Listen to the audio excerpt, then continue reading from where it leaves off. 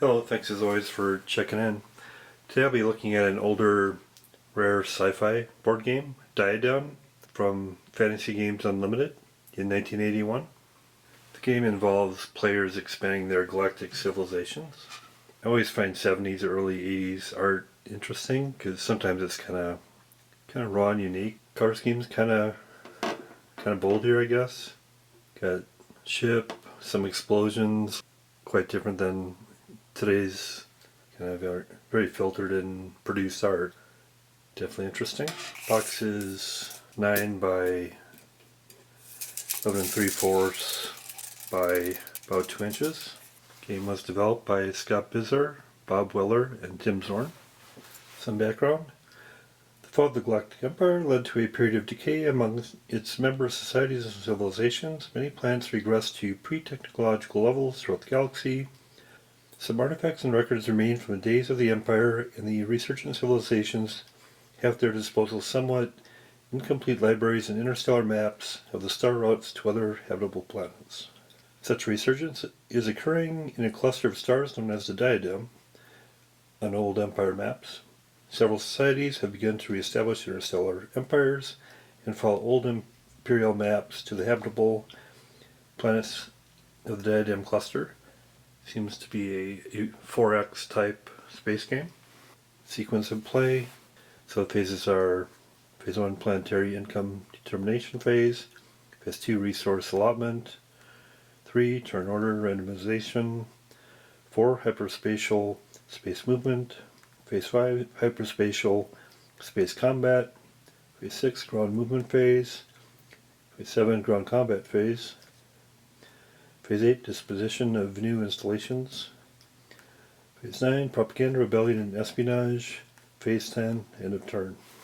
The game's for 2 to 4 players, and then victory conditions are first player to have uncontested control of 4 planetary systems in the 2 or 4 player version. In 3 player version, uncontested control of 5 planetary systems. Components, first the rulebook, 8 pages. Seems fairly concise. And there's one 6-sided dice. Always appreciate having unique older dice for these older games. 4 reference sheets, 1 for each player, 2-sided.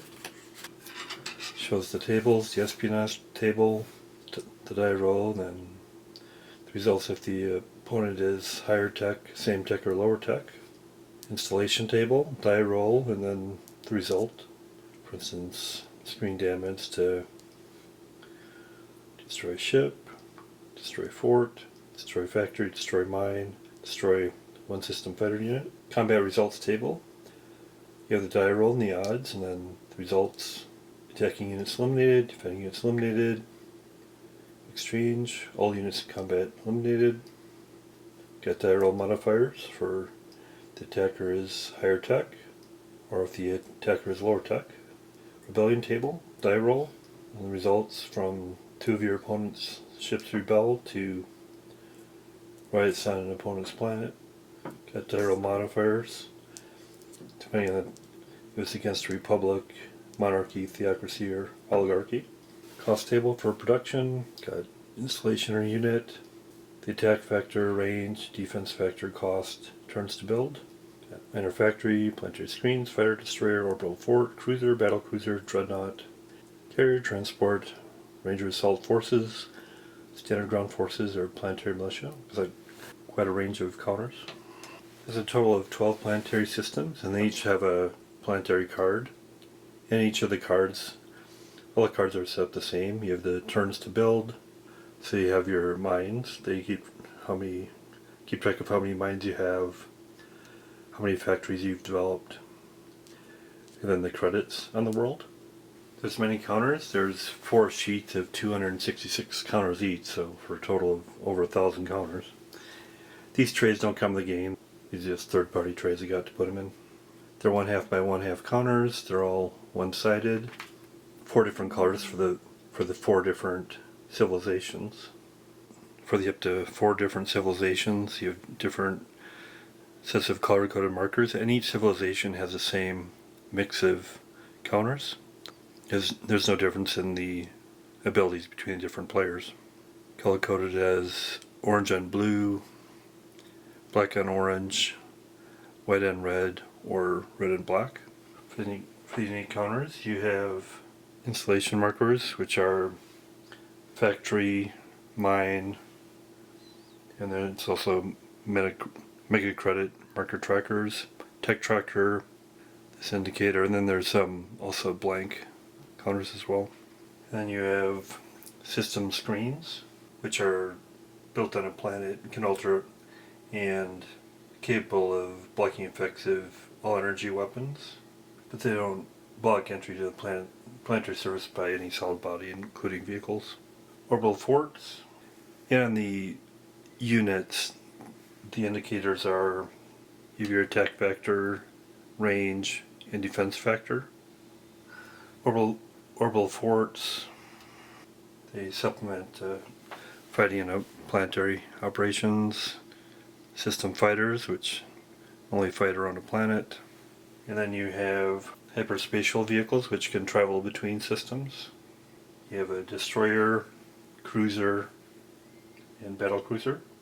Dreadnoughts, carriers, and transports. The transports can transport ground troops. Each transport can hold up to 2 ground units. Then you have planetary ground forces, and these are indicated by their attack factor and defense factor.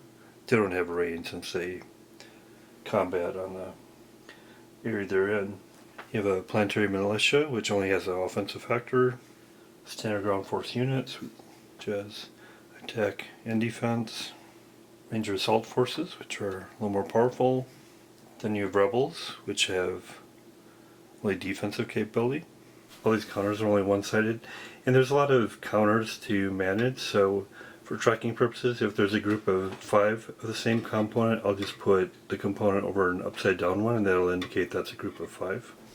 It's a very large map. The map comes in 2 sections, and it's kind of a thin cardstock. For 2 players, you use the right side of the map, which is 34 by 21.5. For 3 to 4 players, you use both maps together, which is about 37 by about 34. For the 3 to 4 players, you have the full 12 planets, the full 12 planetary systems. For 2 players, you just have 6 planetary systems. The red lines are megahexes, and hyperspace capable ships can travel between the megahexes. Ships that are only capable of traveling in the systems only travel within a megahex. Each planet has 37 hexes, and then also if there's moons, they're the 10 hexes. The white are the poles. Brown is land hexes, and blue is sea hexes. The only usable hexes are the brown land hexes or the tan moon hexes. When you have fortresses, they also go in orbit around the planets like the moons are, and they go 1 hex away from the planet. Of course, land units can only travel on the land spaces, they can't go in the sea spaces. The usable spaces for mines and factories are either moons or the land hexes. A factory takes up 1 usable hex, and a mine takes up 1 usable hex. And when you have a combination of a mine produces materials for the factory, then the factory converts those materials to get mega credits. So you need a combination of a mine and a factory to produce mega credits, and the combination of a mine and a factory produces 5 mega credits. That's components, and we'll get to set up and play. I'll be doing 2 players. For the 2-player version, you just use this map section. So because of that, you take out, of the 12 rolls, you You take out all the cards except for the 6 that are in this system, and then you shuffle them. Then for the 2-player version, each player takes 2 cards. See what they have. Player 1 has Zhao and Gateway. Player 2 has Outpost and Gulag. Then each player decides which of its 2 will be its homeworld and which will be the outpost. The players will be blue and orange. And on the homeworlds, put the marker to indicate 10 mines, 10 factories, and 50 credits for both them. Homeworld for blue is Zhao, and homeworld for orange is Gulag. Then the outpost worlds indicate 5 mines and 5 factories and 25 credits. Outpost for blue is Gateway, and outpost is self-named outpost for orange. Then we'll get to play. Play sequence is planetary income, resource allotment, turn order randomization, hyperspatial and space movement, hyperspatial and space combat, ground movement, ground combat, disposition of new installations, propaganda, rebellion, and espionage, and then end of turn. First turn here, I'll start with the resource determination phase. And for that, you look at on each planet, you look at your combination of factories and mines, and for each factory and mine pair you have, you get 5 mega credits. So on Zhao, for instance, there's 10 factories, 10 mines, so you'd get 50. And I'm assuming on this first turn, I just go with what initial ones I have, and I don't do that. And then subsequent turns, I'll do that part. And they both players do that simultaneously. And phase 2 is the resource allotment phase, where you can buy installations or units. You can also pay for espionage or counter-espionage, and that'll be a value in the espionage section. And you can expend for technological research. And when your cumulative expense on technology reaches 100 mega credits, you roll 1 die to determine the number of turns you've reduced the weight until reaching the next technological level. Tech levels can affect the speed of aircraft in hyperspace, combat odds, and the player's chances of success in espionage or in counter-espionage.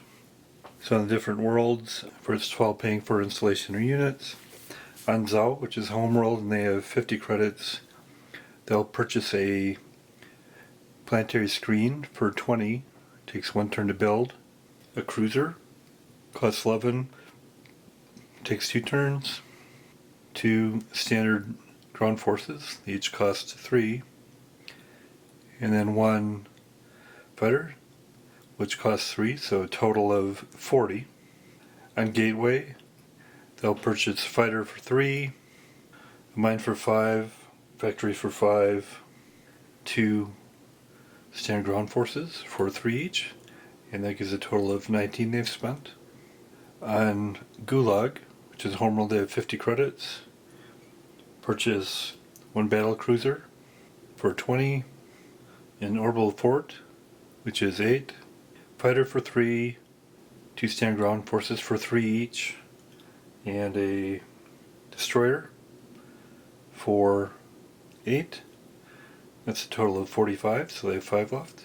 And then on Outpost, they'll do a fighter for 3, 2 standard armies for 3 each, and then a carrier for 12. Total cost of 21. They have 5 left.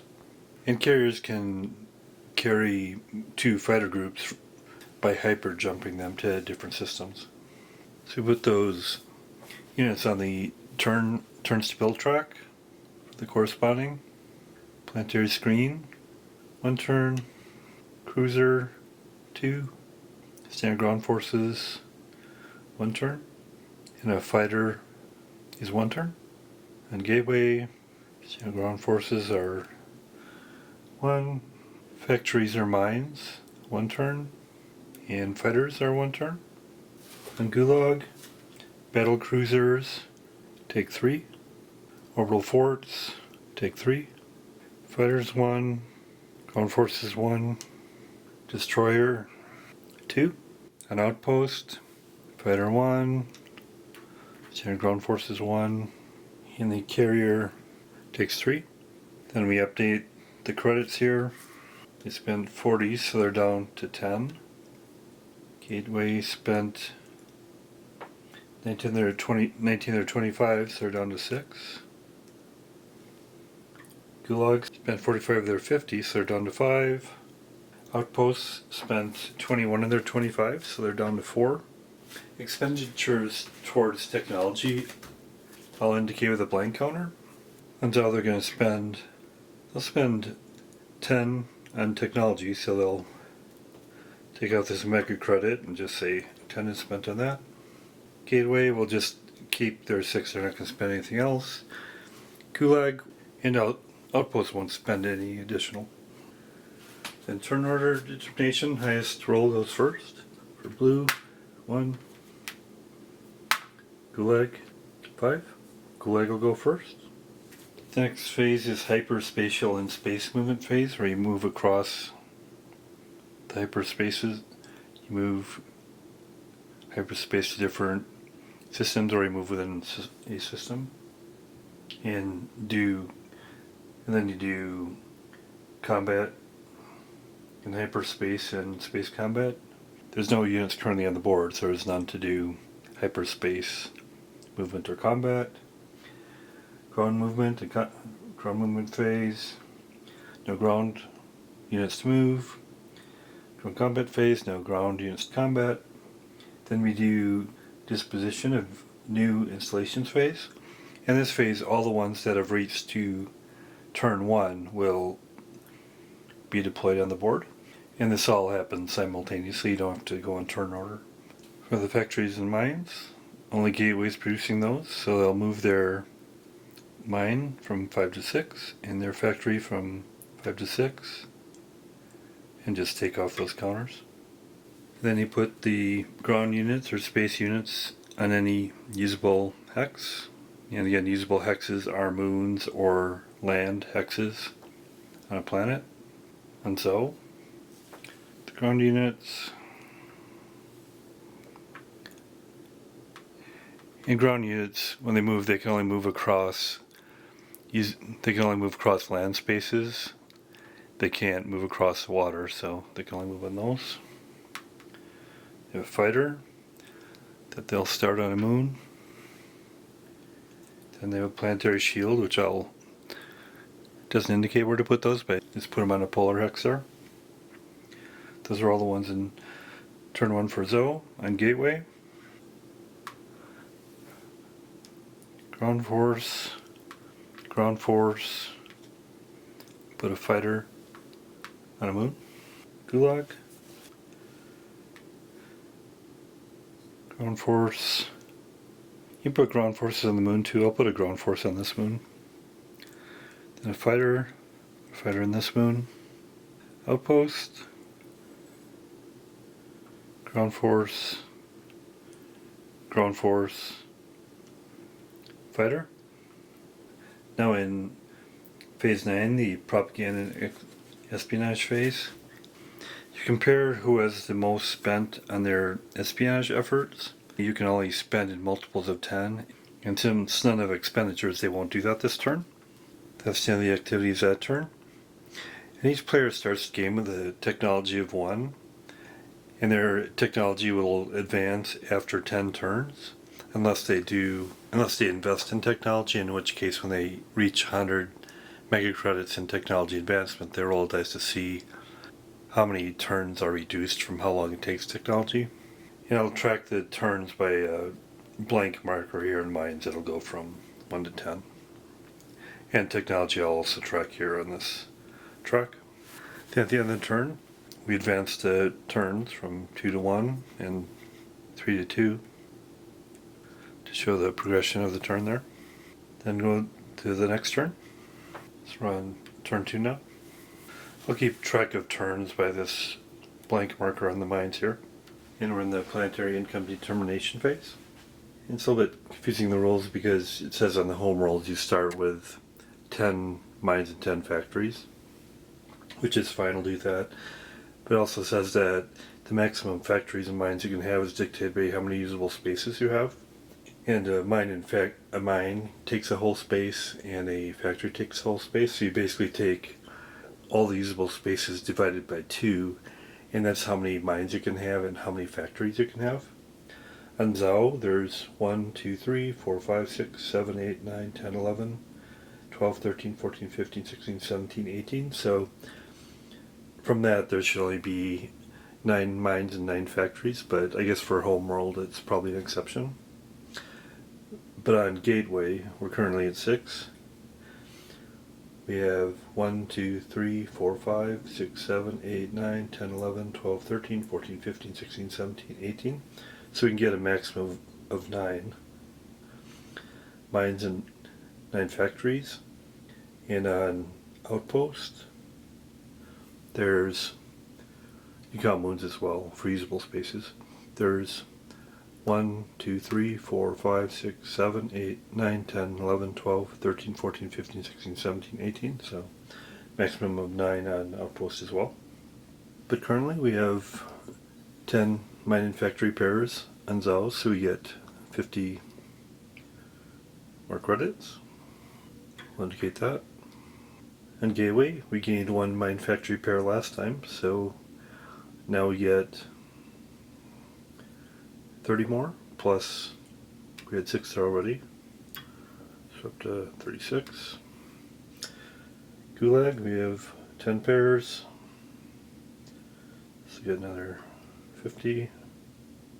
Outpost, we have 5 pairs, so we get another 25, so we're at 29. On the resource allotment phase, so we'll get 2 fighters, 2 destroyers, take 2 turns, and 1 orbital fort, which takes 3 turns, for a total of 30, and then they'll expend 10 more on technology, and another 10 on espionage. And I'll indicate espionage investment with an upside down counter. On Gateway, they'll have a factory, a mine, and a cruiser for a total of 21. 15 left. On Gulag, they'll do a transport, a fighter, and a planetary screen for a total of 30. And then they'll expend 20 more on technology. An Outpost, they'll do 3 fighters and 1 standard ground force for a total of 12. That's all the expenditures. We do turn order determination. Orange, Gulag will go first. Hyperspace and regular space movement time. All units moving in regular space can move 4 hexes. For hyperspace movement, you do regular movement and then you count getting on the red boundaries are the hyperspace boundaries. You get on a red boundary with 1 movement point, and then on that boundary you can go to any receiving hex on the other at a movement point. And how many megahex boundaries you can go across depends on your technology.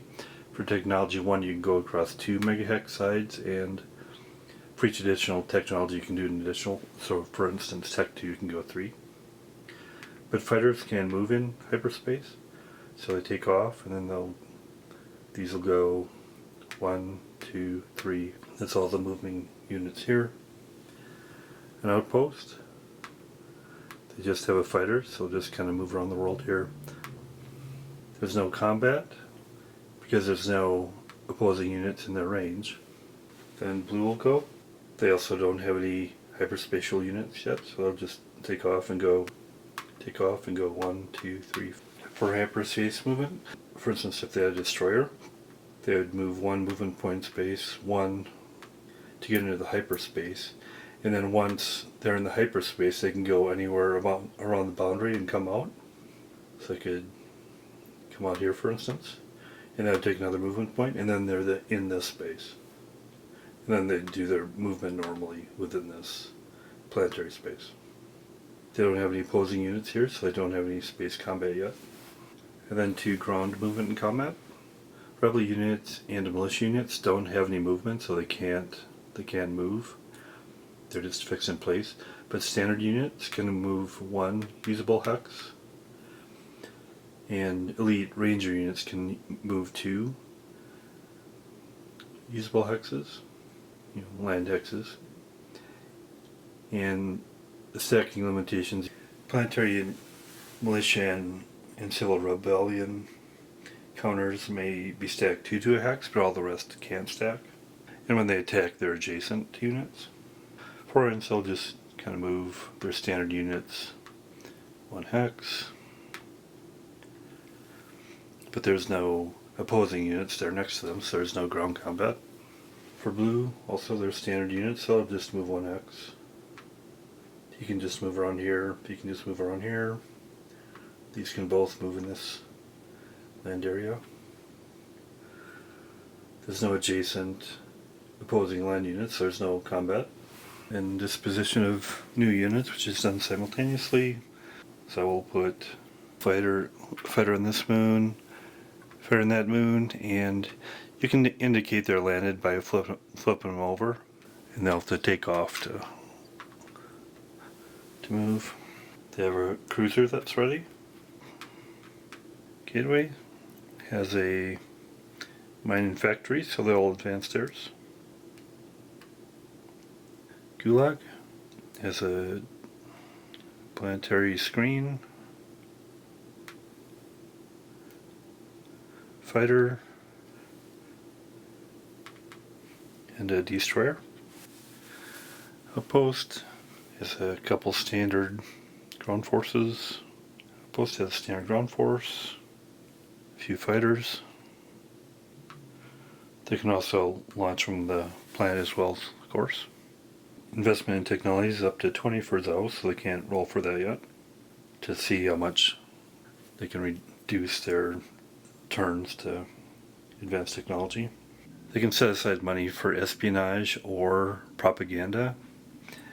And actually, they didn't set aside any money for propaganda, but if they did propaganda, the one with the highest amount spent towards propaganda will get to roll on the rebellion table. And you would see how many of your opponent's ship rebel. And there's modifiers to which government systems you have.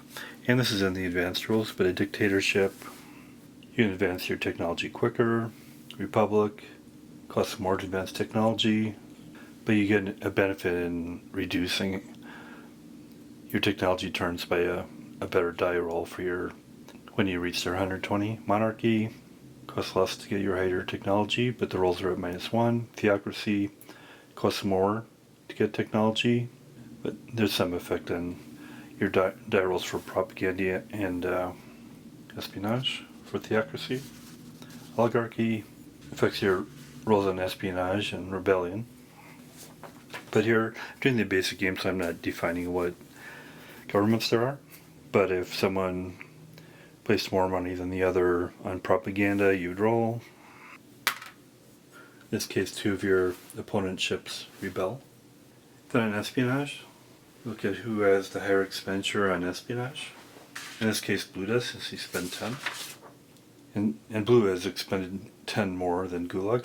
If the counter espionage spending by the opposing player is equal to or more, then there's no effect. But if there's not counter espionage spending, the one with more spending on espionage gets to have an effect. And for each 10 mega credits more he has than the opponent, that's how many rolls he gets on the espionage table. Since he's 10 more, he gets 1 roll. And you look if their technologies are similar or different, and it is the same tech. 2.